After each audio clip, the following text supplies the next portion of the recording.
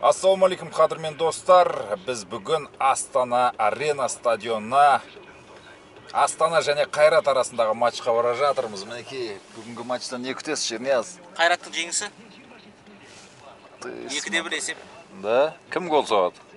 Біреуін Исламхан соғады, сосын екіншісін. Эссеола соғу керек. Тамаша. Сүлеймен, сенші? 0-2 Эссеола Эппель. Масқара.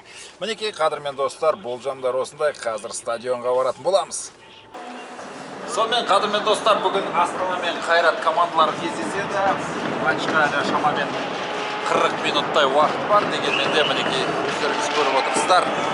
Қазір футболшылар жасыл алаңға шығып келе жатыр. Мінекей және Жандос Байбуданды да көріп қалдық. Мінекей Жандос, бүгін матчты жүргізесіз бе? Қандай көңіл-күй жалпы? Не күтесің мына матчтан? Күтетін нәрсе өте көп, өйткені бүгін өте үлкен шешуші матч. Бүгін егер Қайрат командасы жеңіске жететін болса, онда араға 15 жыл үзіліс салып чемпиондыққа бір қадам жасайды. Әрине теория жүзінде, бірақ алда маңызды матч бар, тобылмен өтетін маңызды матч бар, бірақ тобыл Астанамен ойнайды. Сондықтан қазір шым-шытырық жағдай былайша айтқанда. Тобыл бүгін ұтылды. Негізгі чемпиондыққа былайша айтқанда қазіргі жағдайда чемпиондыққа бір бас жоғары мүмкіндігі бар команданың бірі Тобыл бүгін Ордабасыдан ұтылып қалды. Егер алдағы уақытта Тобыл тағы да Астана мен Қайратқа ұтылатын болса, онда Ордабасы 3-ші орынға шығып кетуі мүмкін. Осындай шым-шытырық жағдай қазір. Бірнеше командада мүмкіндіктері бар. Тура Ағылшын премьер-лигасына ұқсап келатыр. Ағылшын премьер-лигасына ұқсап келатыр. Жылда біз енді осындай уақытта Астананың тек чемпиондығын ғана күтетін қой, алдын ала. Былтырда енді Қайрат әудем жерге келген кезде командада кризис басталды, басқалар да болған. Ал биыл жаман емес, қазір қатарда 5 ойын ұтып жатыр. Қайрат командасы. Сондықтан Маусымның ең басты матчы деуге болады ма? маусымның ең басты матчы. Өйткені биыл Қайратқа тек қана осы премьер-лига керек. Кубок олар маңызды емес. Рекорд кубоктан. Кубок жетеді оларда. Еуропада Қайрат енді белгілі, ол ерте ұшты. Енді былайша айтқанда биыл Қайраттың футболистері бәрі әке болып жатыр ғой көбісі. Енді тек қана бір нәрсе жетіспейді, ол кубок осы 15 жылдан бері. Чемпиондық кубок. Ал Астана егер екінші орынмен аяқтайтын болса, жылда жаман емес, өйткені Еуропа лигасының топтық кезеңінде ойнап жатыр. Әйтеуір жақсы командалармен түсті. Манчестер Юнайтед келеді. Енді чемпион болмаса Роман Григорчук орнынан кететін шығар? Кететін шығар, өйткені Астана командасы 5 жыл қатарынан чемпион атанды. Планканы былай қойып тастады. Бірақ енді Қайрат жылда таласады, оны білесіңдер. Биыл енді 2 рет ойнады ма осы Қазақстан премьер-лигасында? Қайраттың полиясында Астана жеңіске жетті, Астананың полиясында Қайрат жеңіске жетті. Қазір Қайраттың ойыншылары үшін Астанада аренадағы жасанды алаң соншалықты бір не емес. Өйткені соңғы осы бір аптаның көлемінде Астанаға қарағанда Қайраттың ойыншылары көп ойнады осы жерде. 5 ойыншысы мысалға. Кипрмен де қарсыз. Астананың көп ойыншылары шыққан жоқ. Шамко шықты, бір матч жіберді, ол да Бейсебек бір матч жіберді, бір матчқа шықты. Жалпы Астана аренаның полиясы бұл тек шетелдіктерге ғана неудобно ғой. Шетелдіктерге неудобно. Сондықтан Қайратта дәл бүгін сондай бір дәл осы бөгет болмайды деп ойлаймын. Ал енді қазір Нұрсұлтан Құрманды көріп қалды. Содан сұрайықшы кәнекей. Нұрсұлтан. Здравствуйте. Вы аккредитованный, да, журналист? Да, Есть аккредитация? Да, вот я могу вам показать. Хорошо, давайте. Я официальный журналист. Можно. Нұрсұлтан, енді мына бүгінгі матчтан қандай есеп күтесіз, қандай қызық күтесіз жалпы? Ел классикос деген атқа тұрарлық матч болады деп ойлайсыз ба? Енді оған барлық себептер тұр, көрініп тұр. Матч бірінші деңгейде енді Астанада Астана футбол клубы премьер-лигада кешкі 8-де өткізбеген матч. Сирек. Сондықтан 8-де атмосфераны көріп отырсыздар. Жанкүйерлерді қараңыздар. Қайрат Алматыда 1000-3 сектор алып отыр. Мына жақта Астананың жанкүйерлері, сондай Ақтөбенің жанкүйерлері қолдауға келді, Астананың жанкүйерлері. Ертістің жанкүйерлері Қайраттың жанкүйерлерін қолдауға келді. Тамаша атмосфера. Бір-бірімен дос болсын да олар. Айна, ЦСКА, Спартак мен Цервена Звезда сияқты бір-бірін араласатын клубтар бар ғой. Сол сияқты жанкүйер болып отыр бұл жерде. Енді ойыннан мен көп гол күтемін бірінші кезекте. Мен басында кепканы көріп тұрсыздар ғой, сондықтан бүгін негізі 15 жыл салып Қайраттың чемпион болған бірінші кезекте Қазақстан футбол тарихының бір жаңа аруына, жаңа дем берілуіне, аймақтарда да бізге де жеңуге болады екен ғой деген сияқты месседж алу үшін керек деп ойлаймын. Өйткені Астана екінші орын алып қалса да Еуропа лигасында ойнайды. Аса қатты трагедия емес. Аса қатты трагедия емес, және Астананың жанкүйерлері де енді кешірсін, мені көп жанкүйерлер мысалы бүгін келмегендерге неғып келмеді десең, ертең Манчестерге барамыз деп айтады да. Сол кезде ойда жоқ та Астана жанкүйерлер болып келе салады да. Негізі олар Манчестерді көруге келген да. Сондықтан олар да қатты бір қайғыға қоймайды деп ойлаймын. Ал егер Алматы осы жылы чемпиондықты ала алмаса, онда ол алматылықтар үшін үлкен трагедия болады. Қанша жыл, қаншама эксперимент жасады, иә. Шетелдіктерді де алып көрді, мега жұлдыздарды да алып көрді, академияда салынды, биыл жастарға акцент қойылды. Енді көп дүниелер жасалып жатыр, жанкүйерлердің өзі келуі қандай тамаша да мысалы. Сондықтан менің ойымша бүгін жалпы кейбір Астананың жанкүйерлері Григорчук бойынша ұната бермейді.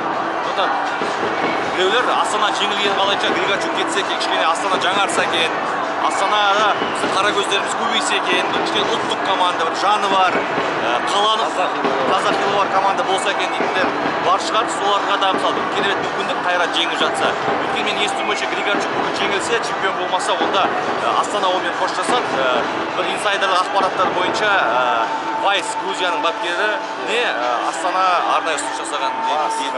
Яғни Вайс әбден келіп қалуы мүмкін. Бірақ та Қайратта да сыбыс бар. Қайратта бір нәрсе білетін жігіттер айтады. Егер де осы чемпион болса да, болмаса да Қайрат онда Шпилевскиймен бәрібір қоштасады екен. Және Вайстың өзі Астанадан ұсынысын алған кезде Қайратқа хабарласқан екен. Мен 2 есе, 3 есе айлықты олардан аз талап етіп түсірсеңіздер болады. Мен Алматыны жақсы көремін, Алматыда керемет әсер аламын. Сондықтан мен Алматы Қайрат бапкері болып келеді деп. Сондықтан егер де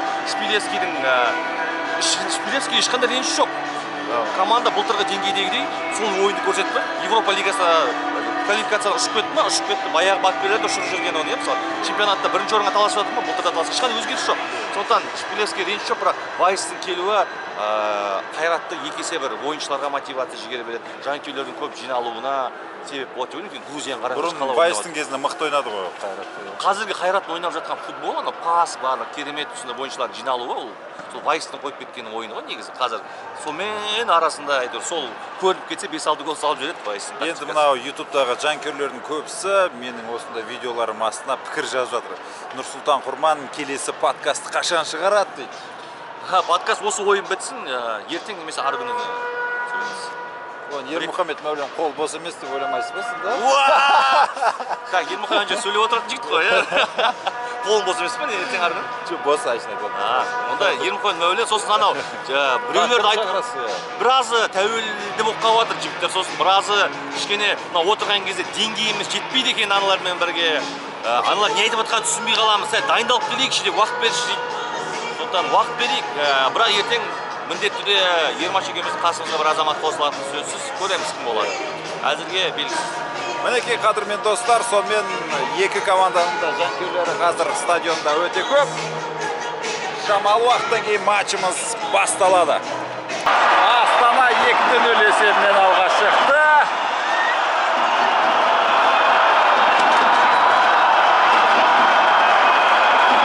Қайраттың жағдайы қиындады. Еркебұлан Сейдахмет алаңға шығайын деп жатыр. Сейдахмет.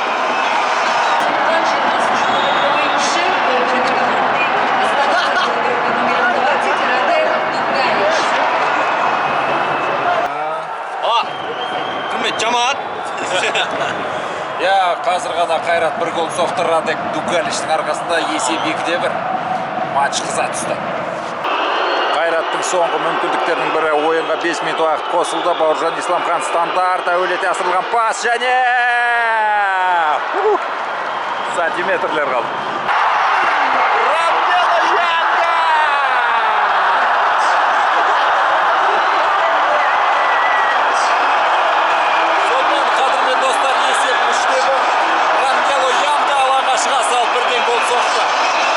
Шөп сындыру керек, шөп. Қал сындыру керек десе. Қайрат командасының қақпасына 3-ші голды соққан 32-ші нөмір бойынша 3-й гол ворота команды Қайрат. Забил игрок под номером 32.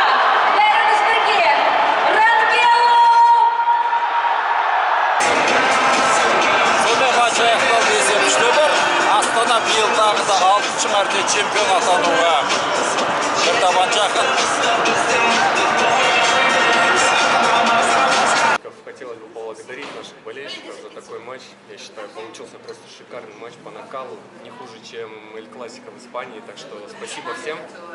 Спасибо за поддержку. Потасовка. Все из-за тебя или из-за кого? Кто начал? Кто начал? Не, я тут ни при чем. Это спросите у виновника, я не знаю. Қайрат командасының соңғы кездері бәрі халықты команда чемпион болған көп адам қалайды, бірақ бірдеңе жетіспей жатқан сияқты. Бәлкім бапкерді ауыстыру керек бар. Дегенмен философияны команданы ауыстырмайсыз ба? Жұмыс істеу керек. Бүгін Астана бізге қарағанда ол бізді жеңді. Бітті сол. Жоқ, енді қазір баспасөзде көп айтып жатыр, Шпилевский соңғы Қайрат чемпион болады, бапкер емес деген сияқты. Ол жас әлі тәжірибесі жоқ. Ну, енді былай қарағанда біздің қазақ тренерлері бар ма? Қазақстандық. Иә. Қазақстандық бапкерлер, иә. Жоқ, Қазақстан. Енді біз кім шақырамыз? Басқалары қымбат, сосын кім бізге келеді? Сол кеше бір Владимир Вайс Қайратқа. Владимир Вайс қазір неде жұмыс істеп жүр? Грузияда, иә. Мен оны қалай шақырамын? Ол келді. Сондықтан Шпилевский келесі жылда қалады дейсіз ғой? Ну, енді чемпионат бітсін, сосын көреміз. Қалай не көреміз. Рахмет. Рахмет. Рахмет. Қайратқа жеңіс тілейміз. Конечно, меня главное тренер принимал решение. Я считаю, что Георгий не самый лучший матч, что сыграл. Хотел центр поля выполнить больше большой агрессии с стороны Айбекена, плюс качество завершения, которого нам не хватало в первом тайме. Поэтому это было самое ключевое решение. Но еще есть 3 матча и шансы по-любому есть. Как Конечно, у нас 3 матча, у нас 4 матча. Нужно 3 матча выиграть и надеяться, что соперник есть. Все, спасибо. Удачи. Елдос Ахметов. Eşitlik kaçır дейсіз. Суретке түсіп алсам болады ма сурет? Неге жасап қой? Қашан көреміз? Бүгін қазақша сөйлеген жалғыз футболшысыз. Жалғыз шығады, Одан басқа жоқ бізде. Елдос мен қазір ютубқа видео болып тұрады. Соған бір сұрақ қойым кетті да, бағана Лагвиненкамен төбелес, ерегес кішкене поледа болды ғой, сол неден себебі не болды? Енді оны неше түрлі жағдаймен қарасақ болады, өйткені біз ол кезде шалғылдау болғанбыз. Біз доп шығармадық. Астананың жігіттері әрине фейерплей жағдайын күтіп жатқан.